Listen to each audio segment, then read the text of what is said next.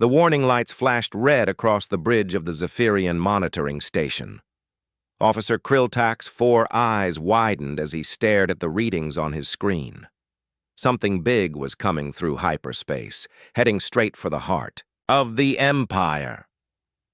"Sir," Krilltak called to his commander, "we have an unknown ship dropping out of hyperspace in Sector 7. Commander Velos walked over, his purple skin gleaming under the station's bright lights. The Zephyrians had ruled this part of space for over 300 years. Nothing moved through their territory without permission. "Nothing. Show me," Velos said. The main screen lit up with the image of a ship, but it looked wrong. The hull was dark gray metal, scarred and pitted. Thick armor plates covered every surface. Strange towers and spikes stuck out at odd angles. It looked like someone had taken a mountain and tried to make it fly. "What is that thing?" Velos whispered. "I'm reading the ship's data signature," Krilltak said, his fingers dancing over the controls. "It's human." Both officers laughed. Everyone in the galaxy knew about humans. They were a young species from a small blue planet on the edge of nowhere. They had only started flying between stars 50 years ago. Their technology was basic. Their ships were crude. They were barely worth the Empire's attention. A human ship? Velos grinned, showing his sharp teeth. This should be fun. The human ship was massive. It was at least twice the size of a Zephyrian battlecruiser. But size meant nothing if you didn't know how to use it. The humans probably filled half their ship with supplies, and the other half with empty space. They had no idea how to build proper warships. "Open a channel," Velos ordered. The screen flickered and showed the bridge of the human ship. A man in a dark blue uniform sat in the captain's chair. His hair was gray, and his face was calm. Behind him, other humans worked at their stations. They all looked very serious. "This is Commander Velos of the Zephyrian Empire. You are entering protected space. State your business." The human captain looked directly at the screen. "This is Admiral Thane of the UES Defiance. We are on a routine patrol and need safe passage through your territory. We'll be gone in 6 hours." Velos laughed again. "Admiral? You humans give yourselves such big titles. I am afraid passage through our space requires payment." "What kind of payment?" Admiral Thane asked. "Standard tribute. Half your crew will remain here as workers. Your ship's weapons and engines will be given to us for study. In return, we will let the rest of you continue your journey." The human admiral was quiet for a moment. Then he spoke in the same calm voice. "I'm sorry, but we can't agree to those terms." "Can't?" Velos's voice got louder. "Do you know who we are? We control 47 star systems. Our fleet has defeated 847 different species. Every ship that enters our space follows our rules." "I understand," Admiral Thane said, "but we're just passing through. We don't want any trouble." Velos felt his anger growing. These humans thought they could ignore the Empire. They needed to learn respect. "You have 1 hour to reconsider," Velos said. "If you don't agree to our terms, we will take what we want. By force." The screen went black. Krilltak turned to his commander. "Sir, should I alert Fleet Command?" "Yes, but don't make it sound urgent," Velos said. "Send Captain Vextar and his squadron. 4 battlecruisers should be enough to handle 1 primitive human ship." 2 hours later, Captain Vextar's squadron dropped out of hyperspace near the human vessel. The 4 Zephyrian ships were beautiful. Their hulls were smooth and white, like polished bone. Energy fields shimmered around them in rainbow colors. They moved through space like dancers. Captain Vextar had destroyed many ships in his long career. He had fought the stubborn Karathi, who never surrendered. He had beaten the proud Nexari, who thought their technology made them invincible. He had crushed the fierce Bladani, who loved war more than life itself. 1 ugly human ship would not be a problem. "Open a channel to the humans," Vextar ordered. Admiral Thane appeared on screen again. He looked exactly the same as before, calm, patient, almost bored. "Admiral Thane," Vextar said. "I am Captain Vextar of the Imperial Fleet. This is your final warning. Surrender your ship or we will destroy it." "Captain Vextar," the Admiral replied. "I appreciate your position, but we really are just passing through. We'll be out of your space in 4 hours." Vexatar could not believe what he was hearing. Did this human not understand the situation? 4 of the Empire's best warships surrounded his single vessel. His ship looked like it was built in a scrapyard. His crew probably didn't even know how to fight properly. "You have 10 minutes to lower your shields and prepare to be boarded," Vextar said. "If you refuse, we will open fire." "I understand your orders, Captain," Admiral Thane said, "but we cannot comply." The channel closed. Vextar stared at the empty screen. In his 50 years of service, no one had ever refused to surrender when faced with Imperial firepower. These humans were either very brave or very stupid. "Battle stations," he ordered. Across his squadron, weapon systems came online, targeting computers locked onto the human ship. Energy began building in the plasma cannons. The Zephyrian ships spread out into attack formation. On board the UES Defiance, Admiral Thane watched the alien ships position themselves. His tactical officer turned to him. "Sir, they're powering weapons. Should we raise shields?" "Shields are already up, Lieutenant," Thane said. "Alert all departments. We may have some rough flying ahead." "Should I power weapons, sir?" Thane thought for a moment. "Not yet. Let's see what they can do first." The bridge crew continued their work. No one seemed worried. No one seemed scared. They acted like getting attacked by alien warships was just another day at the office. Captain Vextar gave the order to fire. 4 streams of superheated plasma shot across space toward the human ship. The energy weapons were designed to disable, not destroy. Dead crews couldn't work in the Empire's mines and factories. The plasma bolts hit the Defiance's shields and scattered in bright flashes of light. But the human ship didn't slow down. It didn't change course. It just kept moving forward through Zephyrian space like nothing had happened. "Direct hit," Vextar's weapons officer reported. "But their shields are still up." Vexatar frowned. The humans had better defensive systems than he expected, but no shield could stand up to sustained fire from 4 Imperial warships. "Continue firing, all weapons." The space around the human ship filled with energy blasts. Plasma cannons fired again and again. Particle beams carved through the darkness. Photon torpedoes streaked toward their target. The human ship's shields flared with each hit. Sections of the hull began to glow red-hot. Armor plates buckled and twisted. But the UES Defiance kept flying. It never tried to run. It never called for help. It just absorbed everything the Zephyrians could throw at it and kept going. "How is that ship still functional?" Vexatar demanded. His tactical officer checked his readings. "Sir, I'm detecting massive structural damage, but their main systems appear to be intact. I've never seen armor that thick." Vexatar had fought many battles, but he had never seen anything like this. The human ship looked like a flying fortress. Whatever these humans lacked in technology, they made up for in pure toughness. "Close to boarding range," he ordered. "We'll take that ship apart, from the inside. First contact." Protocol's Admiral Thane stood on the bridge of the UES Defiance and watched the alien ships move closer. His uniform was perfectly pressed. His hands were steady. He had been in situations like this before, though never quite this, far from home. "Damage report," he said quietly. Lieutenant Chen looked up from her station. "Forward shields down to 60%. Hull armor is holding. Some scorch marks on sections 7 through 12, but nothing serious." "Engine status?" "All green, sir. We're still maintaining course and speed." Thane nodded. The ship was built for this kind of punishment. Every plate of armor, every shield generator, every support beam was designed with one purpose in mind: keep flying no matter what. The alien ships were beautiful. He had to admit that. They moved like silver fish through the black water of space. Their weapons were elegant streams of colored light.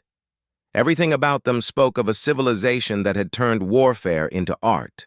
Humans saw war differently. For them, it was engineering.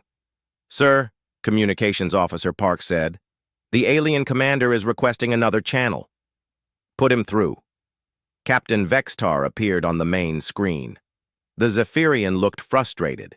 His purple skin had turned a darker shade, and his 4 eyes were narrow with anger. "Human Admiral," Vextar said, "your ship is damaged. Your situation is hopeless. Surrender now, and your crew will be treated well." Admiral Thane looked back at him with the same calm expression he had worn since the battle began. "Captain, I appreciate your concern for my crew, but we're doing fine." "Doing fine?" Vextar's voice got higher. "We have been firing at you for 30 minutes. Your shields are failing. Your hull is glowing like a star." "Yes," Thane agreed. "You have very impressive weapons." "Then surrender." "I'm afraid I can't do that, Captain. We have our orders." Vexatar stared at him. "What orders could be worth dying for? You are 1 ship against 4. Even if you were warriors, which you are not, the mathematics are simple." Admiral Thane was quiet for a moment. Then he smiled slightly. "Captain, may I ask you something?" "What?" "In all your battles with other species, how many of them had ships like this one?" Vextar looked confused. "Like what?" "Your ship is primitive. Metal plates welded together, chemical rockets for engines, basic energy shields." "But how many species built ships this tough?" The question seemed to catch Vextar off guard. "None," he said slowly. "Most species build for speed or firepower. Only fools build for defense." "I see," Thane said. "And how many species have you fought that came from worlds like Earth?" "Worlds like Earth?" Vextar repeated. "What do you mean?" "High gravity, violent weather, dangerous animals, constant natural disasters. How many species evolved in places like that?" Vextar thought about it. Most species came from pleasant worlds, gentle gravity, calm weather, peaceful environments, where intelligence could develop without constant threat of death. "Very few," he admitted. "That explains our differences," Thane said. "You build ships like works of art because you come from a civilized galaxy. We build ships like bunkers because we come from a world that tries to kill us every day." "It doesn't matter," Vexatar said, but his voice sounded less certain. "You are still outnumbered." "Yes, we are," Thane agreed. "But, Captain, has it occurred to you that we knew that before we entered your space?" The channel closed. On his ship, Captain Vexatar stood in silence. The human admiral's words bothered him. Why would one ship enter Imperial space knowing it would be outnumbered?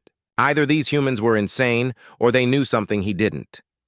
"Sir," his weapons officer said, "should we continue firing?" Vextar looked at the tactical display. His ships had been hitting the human vessel for half an hour. Any normal ship would be a cloud of debris by now. But the UES Defiance kept flying like nothing had happened. "Are our weapons having any effect at all?" he asked.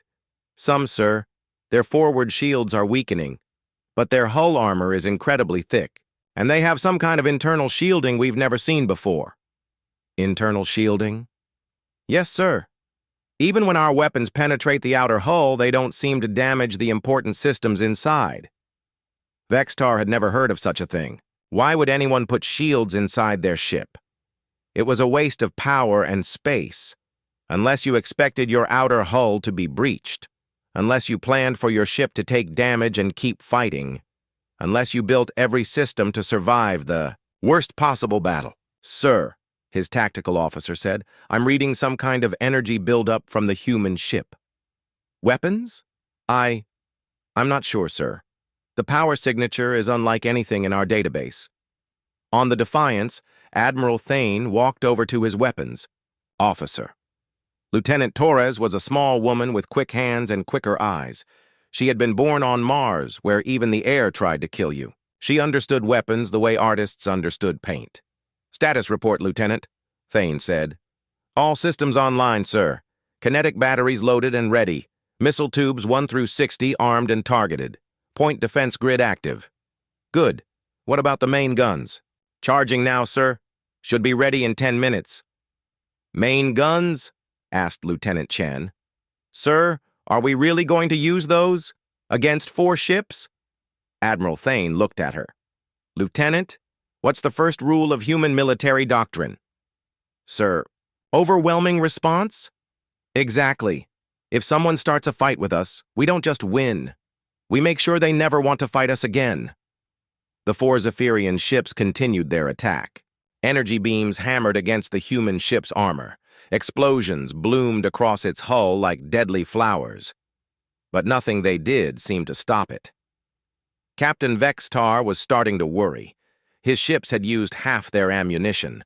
Their energy weapons were running hot from continuous fire. And the human ship looked barely damaged. "Sir," his communications officer said, "I'm receiving reports from other parts of the Empire. They want to know our status." "Tell them we have the situation under control," Vextar said quickly, but he didn't feel in control. He felt like he was fighting a mountain. Every shot seemed to hurt it a little, but the mountain just kept coming. "Captain," his science officer said, "I'm detecting massive power fluctuations from the human ship. Whatever they're doing, it's big." Vextar looked at the tactical display. The human ship was still flying straight toward the heart of Imperial space. It hadn't fired a single shot. It hadn't tried to run. It just absorbed everything they threw at it and kept going. "Sir," his weapons officer said, "the human ship is opening weapons ports." Finally, Vextar said, "Let's see what these primitives call weapons." Small objects shot out from the human ship.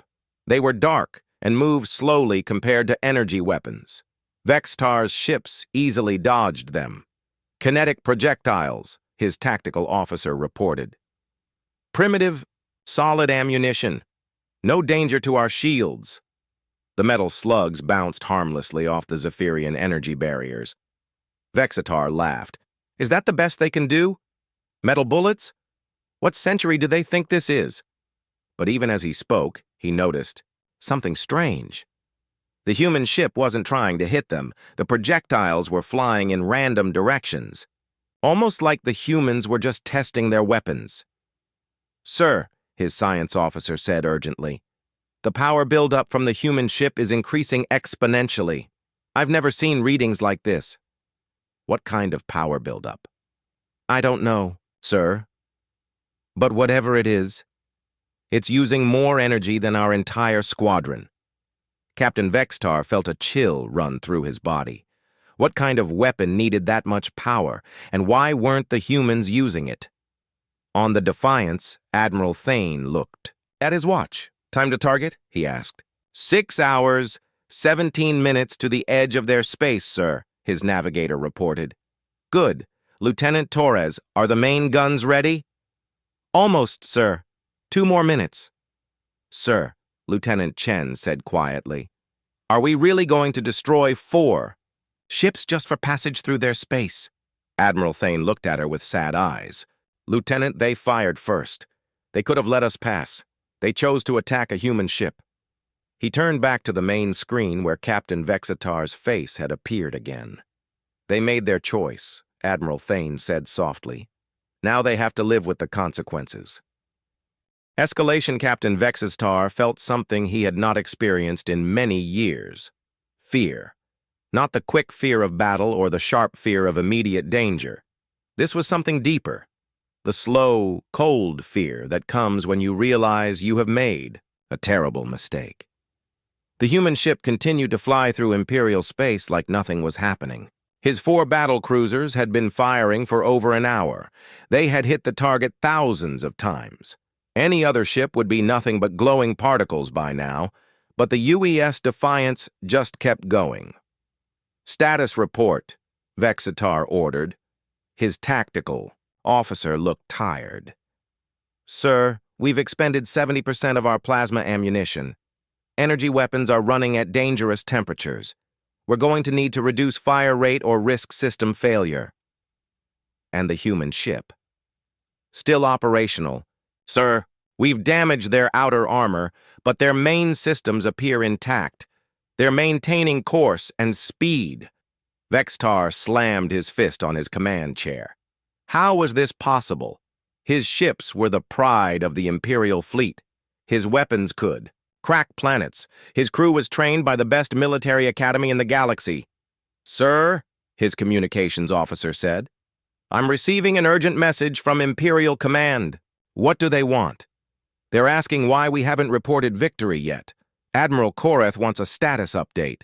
Vextar felt his blood turn cold. Admiral Koreth was the Supreme Fleet Commander. He was not someone you disappointed. He was definitely not someone you lied to. Tell them.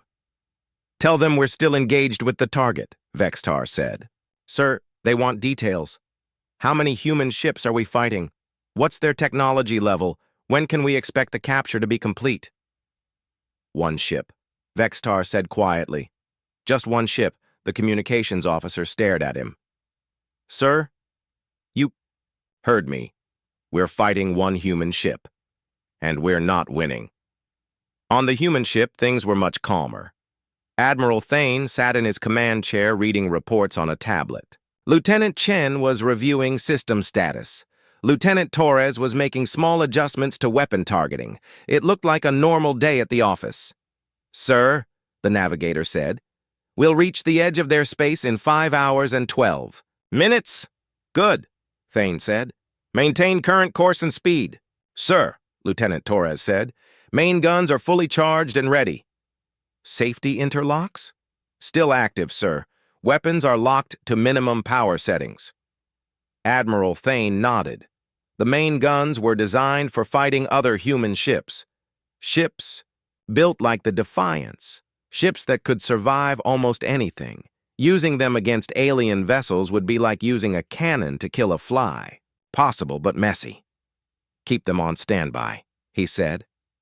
Sir, Lieutenant Chen said, I'm reading increased activity from the alien ships. They're moving to surround us. Thane looked at the tactical display. The 4 Zephyrian ships were changing position.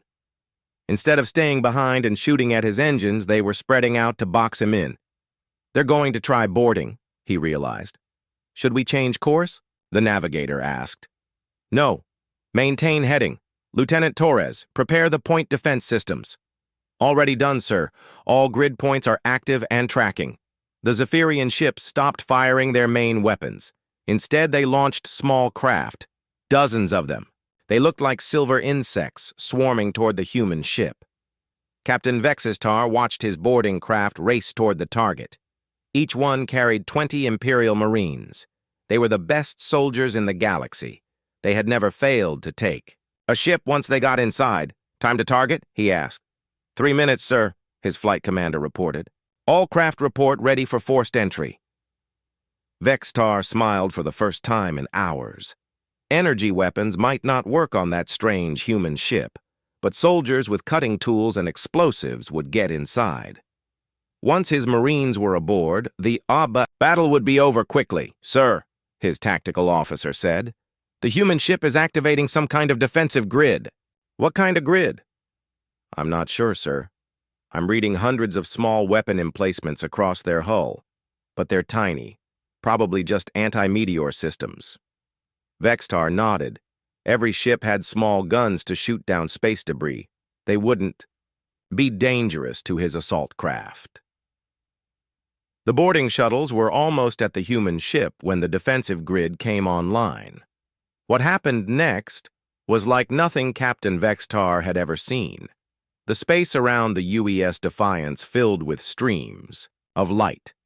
Not the elegant energy beams his ships used, but thousands of small projectiles moving impossibly fast. The human point defense system fired so quickly it looked like solid lines of light reaching out from the ship. The first boarding craft simply disappeared. 1 second it was there, the next it was gone. Not destroyed in an explosion, just gone, like it had never existed. Then the second craft vanished. Then the third. Then all of them.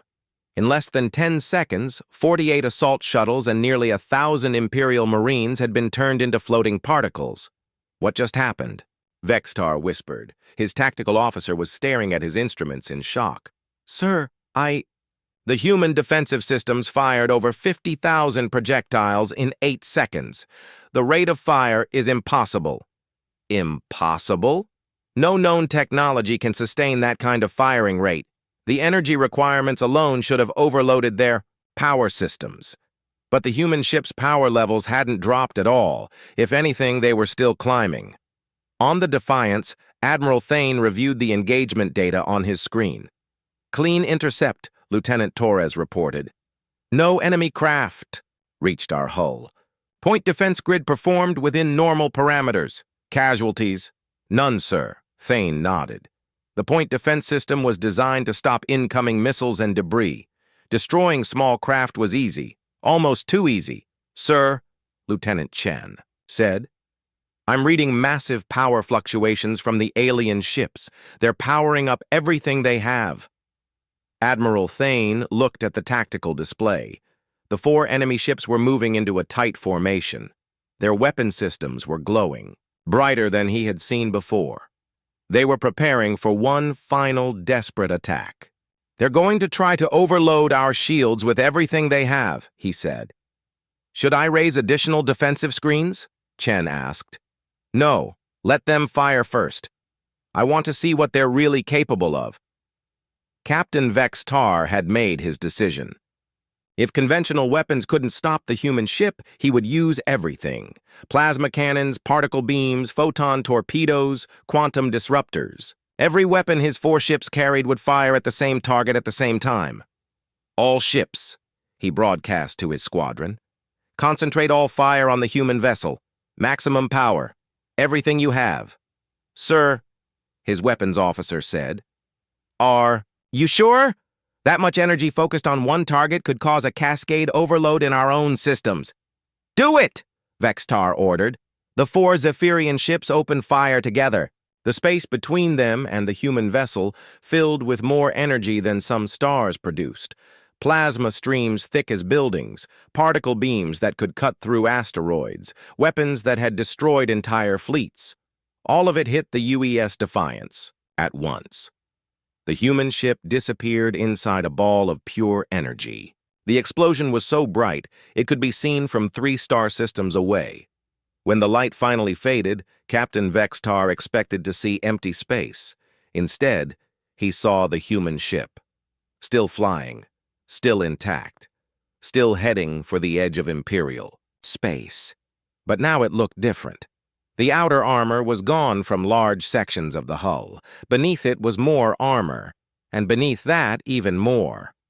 The ship was built like a series of nested boxes, each one tougher than the last. How many layers of armor does that ship have? Vextar asked in a whisper. His tactical officer was running scans as fast as he could. Sir, I'm reading at least 12 distinct armor layers, maybe more.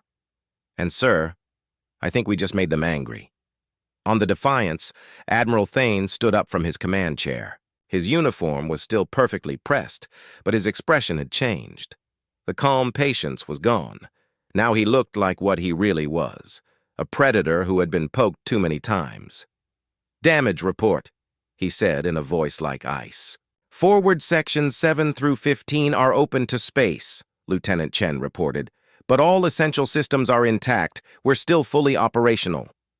Casualties? 17 wounded, no deaths. Medical teams are responding. Admiral Thane nodded slowly. Then he turned to his weapons officer. Lieutenant Torres.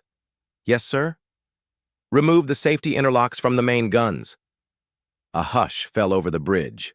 Every officer knew what that meant. The main guns were designed to fight other human warships, ships built to survive in the worst conditions imaginable, ships built to take incredible punishment and keep fighting. The aliens had no idea what they had just brought down on themselves. Sir, Lieutenant Torres said quietly, safety interlocks removed. Main guns are ready to fire at full power. Admiral, Thane looked at the 4 alien ships on his screen. They had attacked his ship without warning. They had tried to enslave his crew. They had wounded 17 of his people.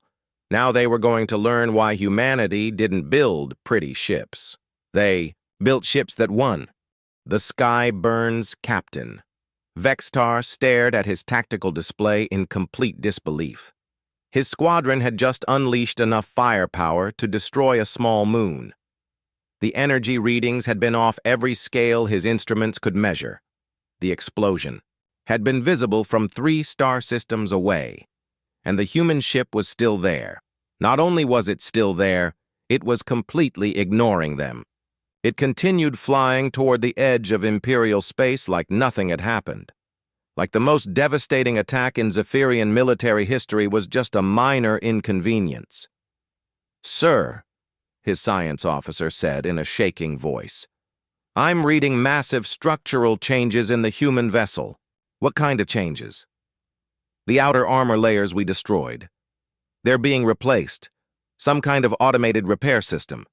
And sir, there are new weapon ports opening along the hull." Vexatar felt the fear grow stronger. What kind of species? Built ships that could repair themselves in the middle of battle? What kind of minds created weapons that stayed hidden until they were needed? "How many weapon ports?" he asked. "I'm counting." "Over 300, sir, and they're all much larger than anything we've seen from them before."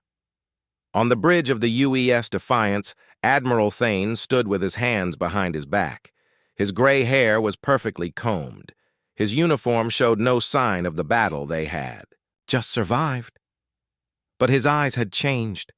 They were the eyes of a man who had been pushed too far.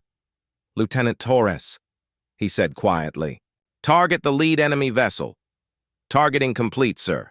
Main gun 1 is locked on. Fire." What happened next would be talked about in military academies across the galaxy for the next 1,000 years. The UES Defiance fired a single shot from one of its main guns. Not all of them. Just one. The projectile that left the human ship was a tungsten rod 3 meters long and half a meter thick. It had been accelerated to 15% of light speed by magnetic coils that ran the entire length of the ship. By the time it left the barrel, it carried more kinetic energy than some nuclear weapons. Captain Vextar had exactly 0.3 seconds to realize what was coming toward his ship. His tactical officer opened his mouth to shout a warning. His pilot's hand moved toward the emergency maneuvering controls. None of it mattered. The tungsten rod hit the lead Zephyrian battlecruiser amidships at 45,000 kilometers per second. The ship's elegant energy shields, designed to stop plasma bolts and particle beams, might as well have been made of paper. The projectile passed through them without slowing down. When solid matter moving at 15% of light speed hits anything, physics takes over. The kinetic energy has to go somewhere. In this case, it went into turning one of the Empire's finest warships into a rapidly expanding cloud of superheated gas. The Zephyrian battlecruiser didn't just explode, it ceased to exist. One moment it was there, proud and beautiful in the darkness of space. The next moment there was nothing but glowing particles scattered across several thousand kilometers. 1,237 Imperial Navy personnel died so quickly they never knew what hit them. Their ship was simply there 1 second and gone the next, as if it had been erased from reality. The 3 remaining Zephyrian ships hung in space, their crews staring at empty space where their squadron leader had been. Did that just happen? Captain Nexrel whispered from the bridge of the second ship. On his tactical display, there was literally nothing where Captain Vextar's battlecruiser had been. Not wreckage, not debris, nothing.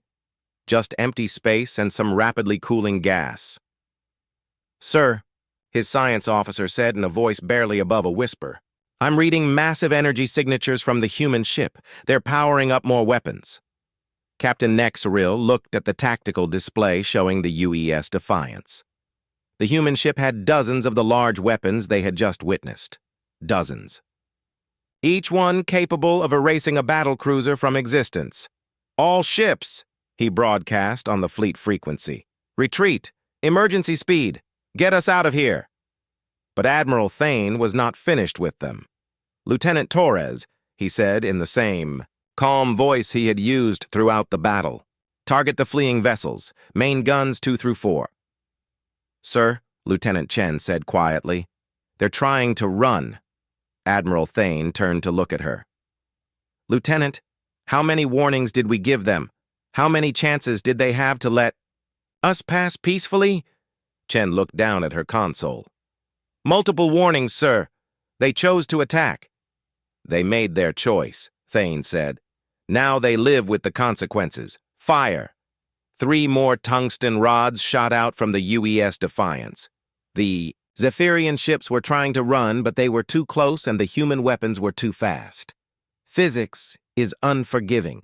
When you fire a projectile at 15% of light speed, there is very little in the universe that can get out of the way in time. The second Zephyrian ship lasted exactly 4 more seconds. The tungsten rod caught it as it was turning to run.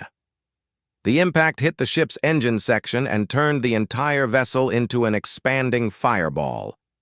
The third ship made it almost 6 seconds before the projectile meant for it arrived. The captain had time to send out a single message. "Tell the Empire, the humans are not what we thought." The message cut off as his ship joined its squadron mates in oblivion. The 4th and final Zephyrian battlecruiser actually managed to engage its hyperspace drive. For a moment, Captain Zulak thought he had escaped. The stars began to shift as his ship entered the space between dimensions. Then the tungsten rod caught up with him. Hyperspace drives create a bubble of altered reality around a ship. When a projectile moving at 15% of light speed hits that bubble, very interesting things happen. The explosion was visible in both normal space and hyperspace simultaneously. It created what human physicists would later call a dimensional cascade failure. The 4th ship didn't just explode. It took a small chunk of hyperspace with it. Admiral Thane watched the tactical display as the last enemy signature vanished. 4 of the Empire's finest warships had been reduced to glowing gas in less than 30 seconds. Over 4,000 trained military personnel were dead. "Cease fire," he ordered. "Resume course for the edge of their space." "Sir," Lieutenant Torres said. "All weapons secured. Main guns returning to standby power." "Damage control report?" "Repair teams have sealed the hull breaches," Lieutenant Chen reported. "All systems are green. We're back to full operational." "Status." Admiral Thane nodded and sat back down in his command chair. He picked up his tablet and continued reading his reports as if nothing had happened. "Sir," the communications officer said, "I'm detecting multiple hyperspace signatures approaching our position. Looks like a large fleet." "How large?" Thane asked without looking up from his tablet. "I'm reading 64 ships, sir. Multiple ship classes. Looks like they're coming from the Imperial core worlds." Admiral Thane finally looked up. "Well, that's interesting. I suppose word has gotten out about our little encounter." "Should we change course?" the navigator asked. "No. Maintain heading. If they want to talk, they can catch up with us." 20 minutes later, the largest fleet in Zephyrian history dropped out of hyperspace around the UES Defiance. 64 warships of every class the Empire possessed. Battleships, cruisers, destroyers, carriers. The combined firepower of half, the Imperial Navy. All of it focused on one human ship.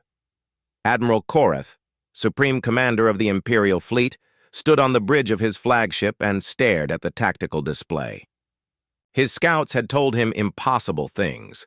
4 battlecruisers destroyed in seconds, weapons that ignored energy shields, a single ship that had laughed at everything the Empire could throw at it.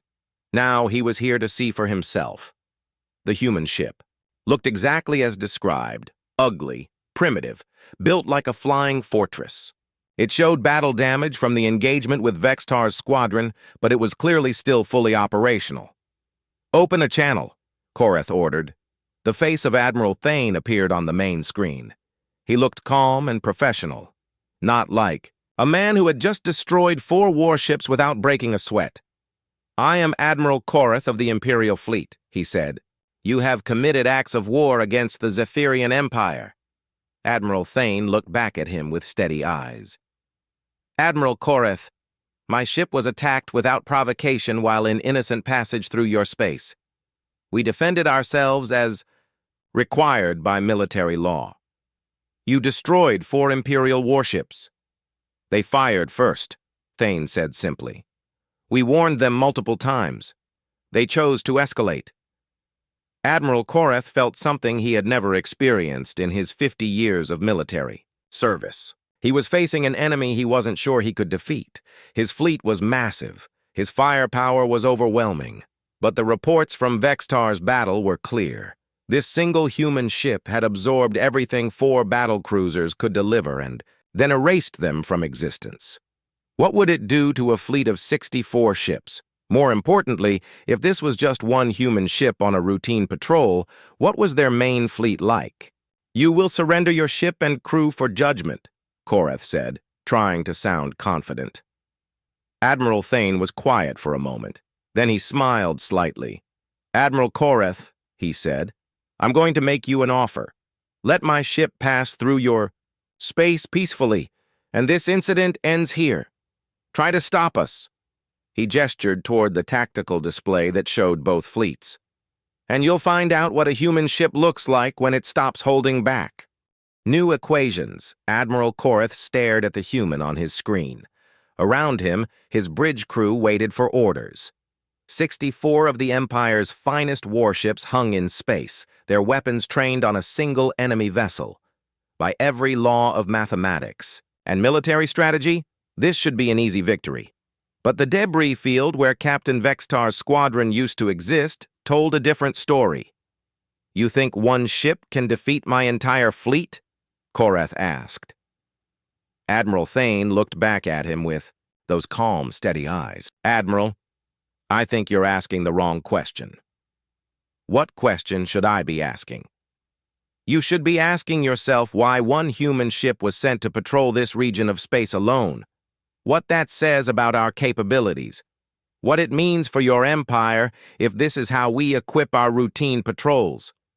The words hit Korath like ice water. He had been so focused on the single ship in front of him that he hadn't considered the bigger picture. If the humans built ships like this for patrol duty, what did their main battle fleet look like? "Sir," his intelligence officer said quietly, "I'm receiving reports from our border monitoring stations. They're detecting multiple human signatures throughout our territory." "How many?" Korath asked, though he wasn't sure he wanted to know the answer. "At least 30 ships, sir, all of them similar to this one. They appear to be conducting routine patrols along our entire border. 30 ships, each one capable of destroying 4 battlecruisers without taking serious damage." The mathematics were becoming very uncomfortable very quickly. "Admiral Korath," Thane said from the screen, "may I share some information with you?" "What kind of information?" "The kind that might save both our fleets from a pointless battle." Korath nodded slowly. Admiral Thane touched something on his command chair. The main screen changed to show a star map. Red dots appeared throughout Zephyrian space and beyond. "These represent current human Navy deployments in this sector," Thane said. "As you can see, we have ships throughout the region." Korath counted the red dots. There were hundreds of them. "This can't be accurate," he said. "Our intelligence shows that humanity has a small fleet, fewer than 1,000 ships total." "Your intelligence is correct," Thane said. "But Admiral, you're thinking like a galactic power. You spread your fleets thin to control territory. You build ships to intimidate and conquer. And humans don't?" "We build ships to win wars," Thane said simply. "Every human vessel is designed to fight outnumbered and survive. We don't need 1,000 ships to control space. We need 100 ships that can each defeat 10 enemy vessels." The screen changed again. Now it showed technical specifications for the UES Defiance. Length, 800 meters. Mass, 4 million tons. Armor, Composite titanium steel with ceramic inserts 12 layers deep. Shields, redundant gravitational and electromagnetic systems. Weapons, 47 main guns, 320-point defense systems, 600 missile tubes. Admiral Korath felt his blood turn cold. The Defiance was 3 times the size of his flagship and carried more weapons than his entire squadron. But that's just one ship class. Thane continued. This is a patrol cruiser, our lightest military vessel. Lightest, Korath whispered. The screen changed again. Now it showed a ship that made the Defiance look small. This vessel was over 2 kilometers long and bristled with weapons. This is a human battleship, Thane said. We have 47 of them currently in service. The final image made Admiral Korath's legs go weak. A ship so large it looked like a small moon. Weapons platforms covered every surface, launch bays that could hold entire fleets. And this is a dreadnought. We have 12. Admiral Korath sank into his command chair. The Zephyrian Empire had conquered 47 star systems with ships, a fraction of this size. They had defeated 847 different species with technology that now looked like toys compared to human military hardware. Why are you showing me this? He asked quietly. Because, Admiral, I don't want to fight you. My mission is patrol and reconnaissance, not conquest. If you let my ship pass through your space peacefully, this ends here. No more fighting. No more deaths. And if we don't? Admiral Thane was quiet for a long moment. Then, Admiral, you'll discover why human ships have 12 layers of armor and redundant everything. You'll learn why we build every system to survive the worst possible battle. You'll find out what happens when a species that evolved on a world that tries to kill them every day decides to go to war. The channel went silent. Admiral Korath looked around his bridge. His officers were all staring at the technical displays the human had shown them. Ships that could destroy entire fleets. Weapons that made their most advanced technology look primitive. Sir, his tactical officer said quietly, what are your orders? Korath thought about his choices. He could attack. 64 ships against 1. The mathematics said he should win. But the mathematics hadn't accounted for the fact that the humans built their ships to fight when outnumbered. The mathematics hadn't included weapons that could erase battle cruisers from existence.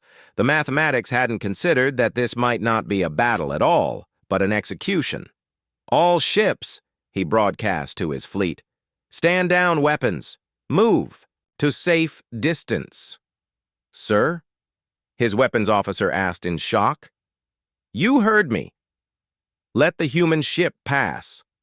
On the UES Defiance, Admiral Thane watched the Zephyrian fleet power down their weapons and pull back. He nodded approval.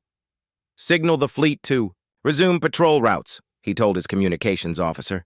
Send a message to Earth Command. First contact with the Zephyrian Empire has been successfully completed. What should the message say about the engagement, sir? The officer asked. Tell them we encountered some minor resistance but resolved the situation through diplomatic channels. Lieutenant Chen looked up from her station. Sir, we destroyed 4 of their ships. Yes, Thane said, but we also prevented a much larger conflict. Sometimes the most diplomatic thing you can do is demonstrate overwhelming force so convincingly that no one wants to test it. The UES Defiance continued on its course toward the edge of Zephyrian space. Behind it, the largest fleet in Imperial. History watched it go. 3 hours later, Admiral Thane's ship reached the border and jumped to hyperspace. The last transmission it sent was simple. Thank you for your cooperation. Safe travels. Admiral Korath returned to the Imperial capital with a report that would change the balance of power in the galaxy. The Zephyrian Empire, for the first time in its 300-year history, began drafting diplomatic overtures instead of conquest demands. The report Korath filed was classified at the highest levels, but word spread quickly through the Imperial fleet. A single human patrol ship had faced down the entire Navy and won without firing more than 4 shots. If that was their idea of a light patrol vessel, what horrors were waiting in the depths? Of human space? Within a week, similar reports began arriving from across the Empire. Human ships were patrolling everywhere. They didn't interfere with Imperial trade or shipping. They didn't threaten anyone. They just flew through space, calm and professional, and utterly unstoppable. Each one carried enough firepower to destroy a fleet.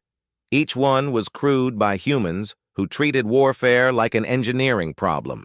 Each one was a reminder that the galaxy had a new apex predator. The Zephyrian Empire, which had never paid tribute to anyone, began sending diplomatic gifts to Earth. The proud Korathi, who never surrendered, requested non-aggression pacts. The technological Nexari offered to share their most advanced research in exchange for human protection. Across the galaxy, species that had never heard of Earth began to learn a simple truth. Humans didn't conquer territory. They didn't demand tribute. They didn't enslave other races. They just built ships that made all of that unnecessary. On Earth, in a quiet office in Geneva, Admiral Sarah Chen read the report from the UES Defiance and smiled. Her nephew had handled first contact exactly as she had hoped he would. Firm, but fair. Overwhelming, but not cruel. She made a note in the file. Recommend Admiral Thane for promotion. Consider assigning him to the new deep space exploration program. Outside, her window, she could see the construction yards where humanity's newest ships were taking shape. Vessels that made the Defiance look like a shuttlecraft. The galaxy was a big place, full of wonders and dangers and species they had yet to meet. But whatever was out there, humanity would be ready for it. After all, they had learned long ago that in a universe that tried to kill you, the best defense was to be too tough to die.